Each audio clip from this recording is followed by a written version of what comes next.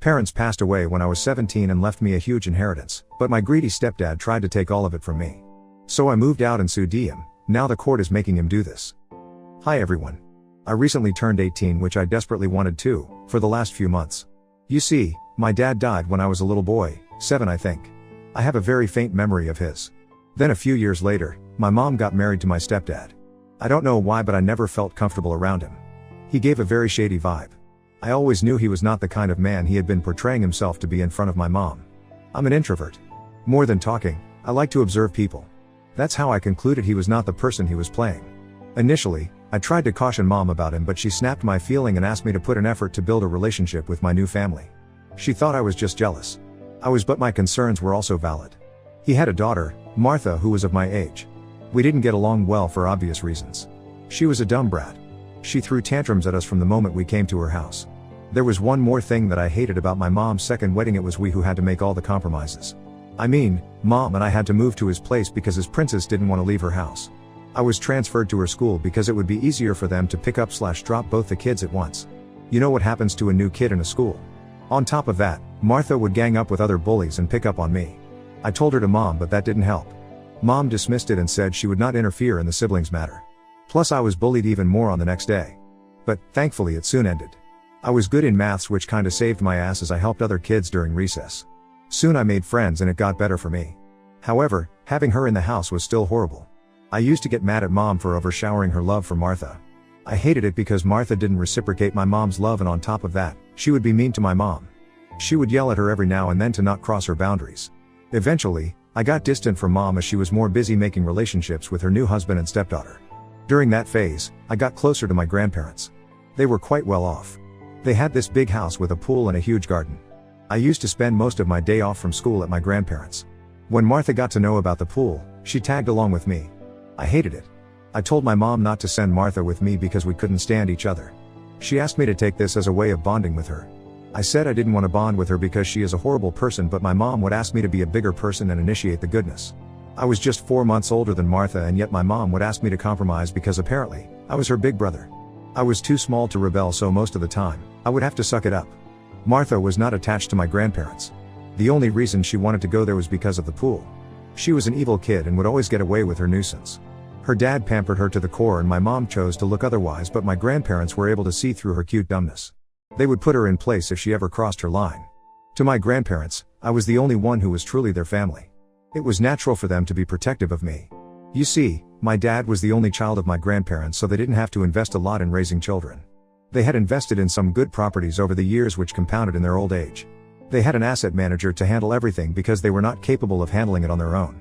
My stepdad worked as an account manager in a private bank, so he had experience in handling money matters. My mom recommended him to my grandparents. Initially, they refused, but eventually, my stepdad was able to win their trust and my grandparents hired him to manage their assets.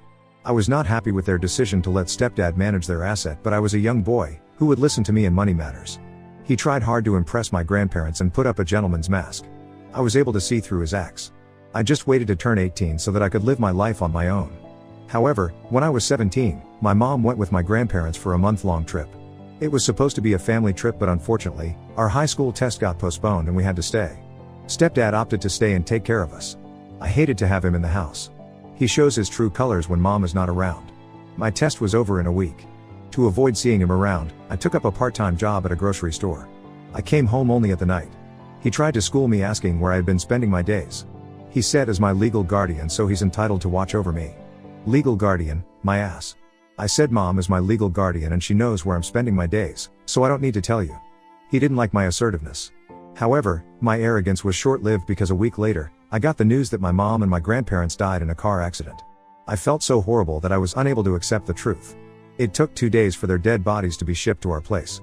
Every second of those days, I prayed they were different people and not them. They say denial is the first stage of grief.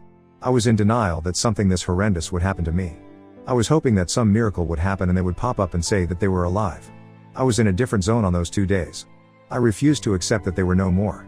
My mother's side of the family came to support me, but I refused to accept anyone's condolences until I saw my family's lifeless bodies myself. I rushed to my room and locked up myself for days. I was angry at them for leaving me alone with this wicked man. I was angry at God, angry at my dad, angry at my mom, angry at my grandparents, as how could they? I just couldn't take that grief. My uncle helped me a lot in navigating through it. I was so grief-stricken that I couldn't speak a word at their funeral.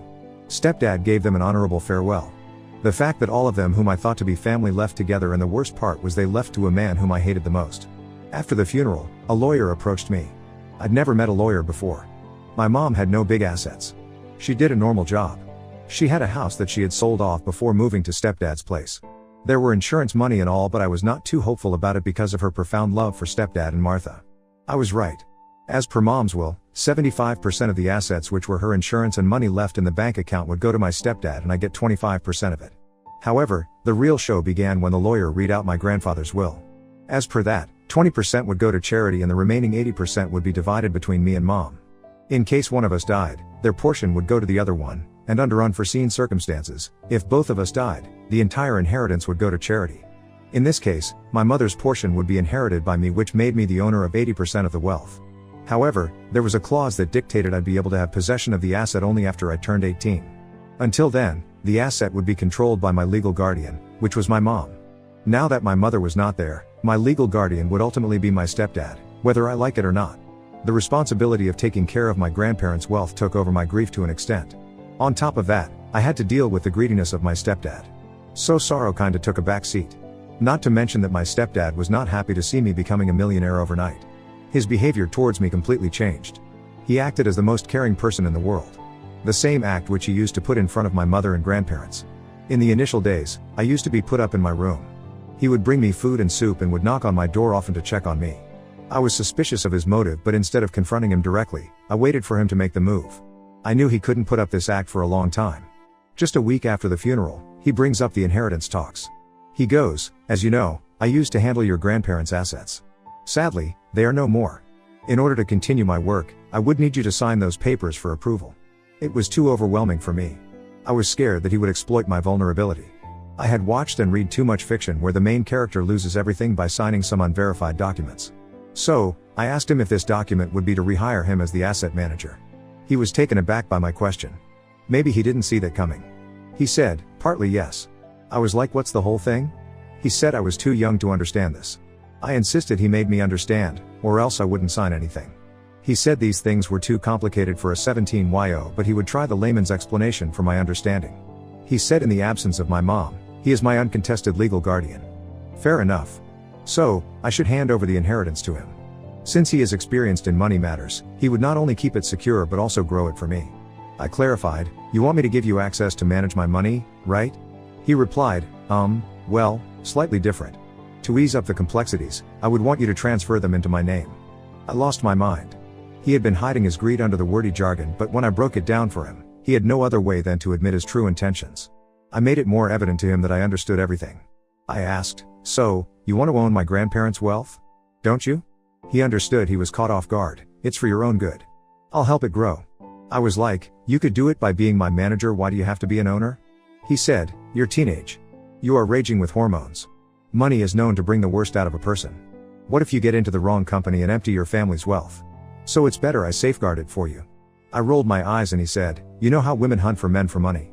What if a girl traps you into marriage and then divorces you and takes away all your wealth for alimony? You are too naive for the cruel world out there." I took out my phone and searched for the law around prenup. He didn't realize I was able to see through his BS. He goes, "If you think you'll be able to dodge all these bullets, think about your relatives and friends who would try to manipulate you and exploit you for the money." I snapped at him, glad that brought this up. "If anyone who is manipulating me now, it's you. I'm not a fool to fall for your pretentious mask. You think me to be a dumbass just like your bimbo daughter, but mind you, I am not. I may be 17 and may not have experience in money matters, but I have the intelligence to differentiate between reality and a facade. So back off. You're not getting anything from here." He went away that day but tried to convince me again, but I put my foot down and said a big no. I'm not going to transfer any bit of the inheritance to him. Eventually, he turned bitter towards me. He started counting the favors he had done for me.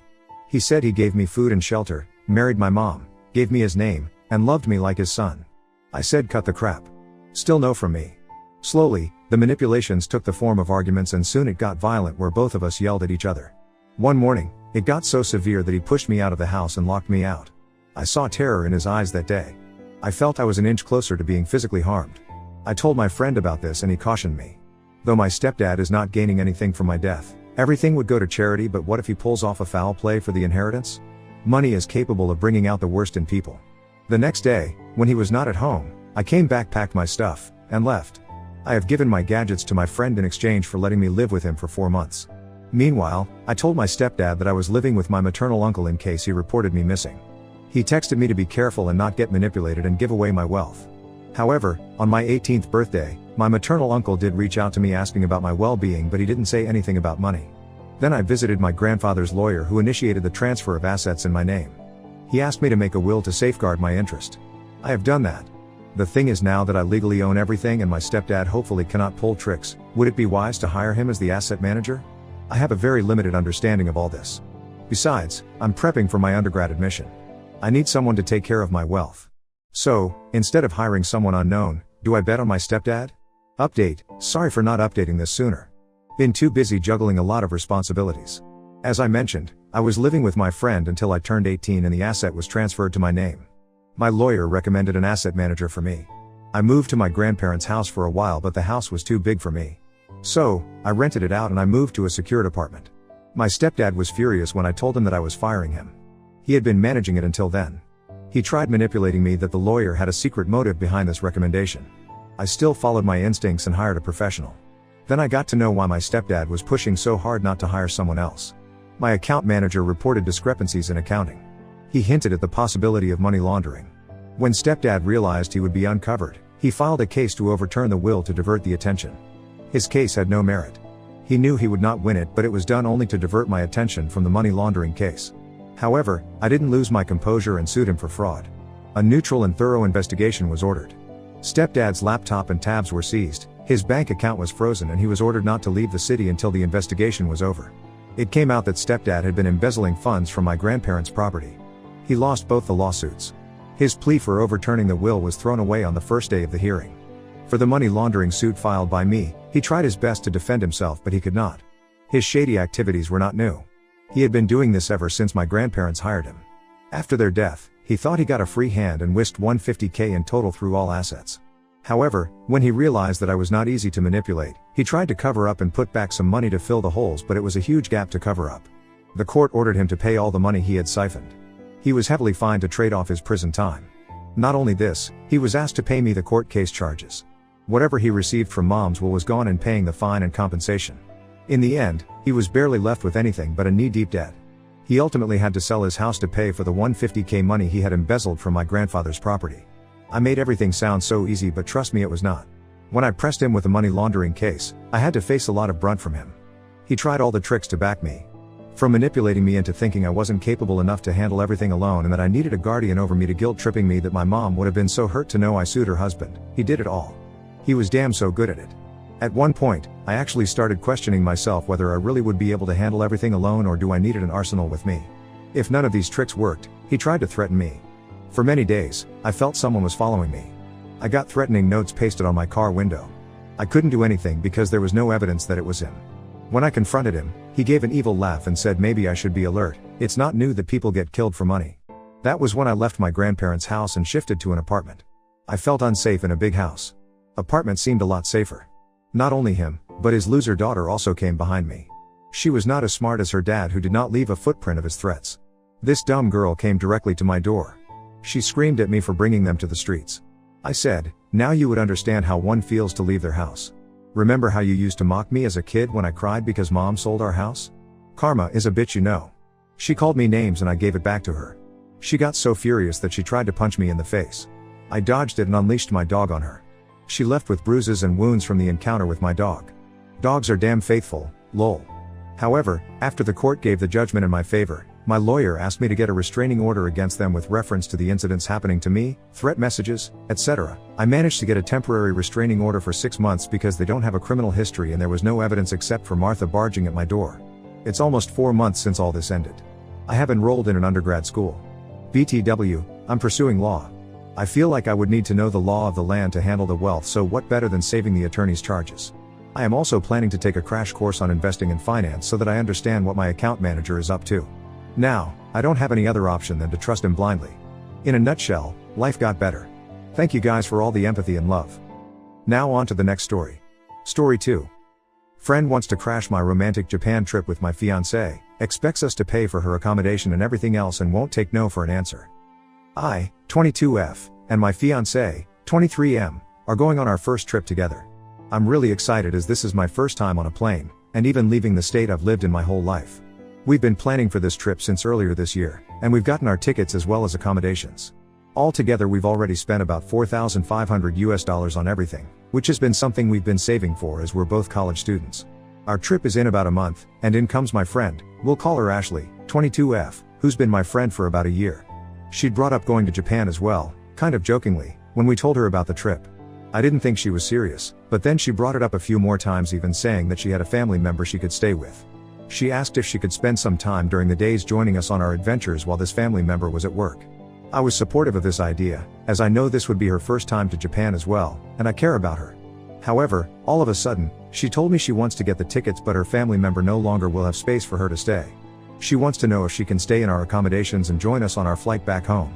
I let her know that our accommodation has strict rules against having more than 2 people and there's only one small bed in this studio. She said she'd be fine sleeping anywhere on the floor or couch, etc. I told her that I'd feel more comfortable if we didn't chance a fee, or getting in trouble in general, as I really just want a comfortable stay. I tell her that we're still willing to spend time with her during the day, and I began sending her accommodations in her budget. I was hoping this would be enough. But instead she's just asking if we can cancel our accommodations and pay for larger accommodation that can have a bed for her as well. Mind you, she's not saying she will help us pay for the more expensive accommodation, or anything else for that matter. She simply just wants to stay with us and for us to pay for a different accommodation. It seems like no matter what I say, she just keeps trying to manipulate me into letting her stay with us. This is also hard cause I know my fiancé and I really wanted this to be a romantic trip for us both, as we likely won't be able to afford another for a few years as we finish school. I'm just stuck on what to say or do, and if I'm the asshole here. Should I be okay with my friend staying in our accommodation and joining in on our trip? Comments, IC_dinner_7969, screw that. She would be around you the entire trip. Every time you and he are making plans, she would want to make changes and expect accommodations for her and what she wants to do. Sure way to ruin your trip is to have a third wheel invite herself along. Tell her it's a big country, she's welcome to take her own trip but you're doing your own thing. Snoozeberry 91, NTA. This is a chance for you and your fiancé to take a once-in-a-lifetime trip together. Traveling to Japan is expensive. If you share accommodation, you would be giving up a lot of privacy you and your fiancé would have. Personally, I wouldn't have included Ashley in any of my plans, though that's just me. Your trip would go from a romantic getaway for you and your fiancé to a group trip with you, Ashley and your fiancé. Be straight up with her. Tell her after careful thought, you've decided you and your fiancé don't want to share accommodation as you want your privacy. That you will still hang out with her for a couple of days. Though she will have to get her own accommodation. Look away please 510, NTA. How could someone be that dense? She said she would be fine on the floor, while you and your fiancé sleep in the bed. Holy shit, does she not see how much of an intrusion that is? Send her a picture of a tricycle with a slash through it. But seriously, I would say something like, listen, I really value our friendship, but I've been planning this trip for a long time. I've spent a lot of my hard-earned money on it, so that my fiancé and I can have a nice vacation, just the two of us. If you don't tell her she can't come, you will regret it. A lot. Even Enthusiasm 7223, can't people just tell the truth? Tell your friend it's romantic trip for two and that we cannot accommodate you because we want to be alone for romantic trip. If you are in Japan while we're there, we can make some time to hook up during the day, but at night we have plans. And they do not include a third. Just be honest, it's a romantic trip for two. Tell her it's your first trip together as a couple and you want it to be lovey-dovey and romantic. All the beating around the bush and wondering what to say gets old. Be the adult you are and actually use your words and tell her the truth. You don't be mean about it, but you don't want a third wheel and explain that to her in a nice and loving way. It's really simple. You're making this much harder than it needs to be. And to update, as I'm reading the comments, there's a lot saying that I should be upfront about it being a romantic trip. When I first told her about the trip, I did tell her this is basically going to be our honeymoon. I may have said it jokingly to her, but I did mean it. My fiancé and I have been talking about going to Japan since we got together 8 years ago. I thought this honeymoon comment, as well as me bringing up activities like making our anniversary cake at a shop in Kyoto, clearly set the tone in which I plan this trip to be. I do agree that I should re-clarify that this is a romantic trip, but I feel uneasy that she'd receive this well, as she shut down all my logical reasons. I was hesitant when she brought up spending some time with us, but I thought maybe it was just something nice to do. I get that's a romantic trip, but my fiancé was fine with it and supported her coming along on some of the more normal things like going to Universal, since it was only going to be a few days of our trip that she'd want to be with us. She originally said she'd only be in Japan a week, and she'd only need to be with us while her family members at work from 7 a.m. to 5 p.m.ish. But now, things have changed, and she's saying it could be longer. I do have trouble with boundaries, and I always want to be the one helping people out when I can. But, as she has been pushing for the last few hours no matter what I say, I've been getting more upset. I just didn't know if I was being selfish towards a friend in need. Now, I can definitely see that this was probably the plan all along, and she isn't in a tight spot. She just wants to use us. This realization does hurt, as I thought we had gotten really close in our shared healthcare major, but I guess she really doesn't care about my feelings like I care about hers, cause ultimately I just didn't want to hurt her. She recently got dropped out of our major, so I thought she was just really sad and needed to pick me up.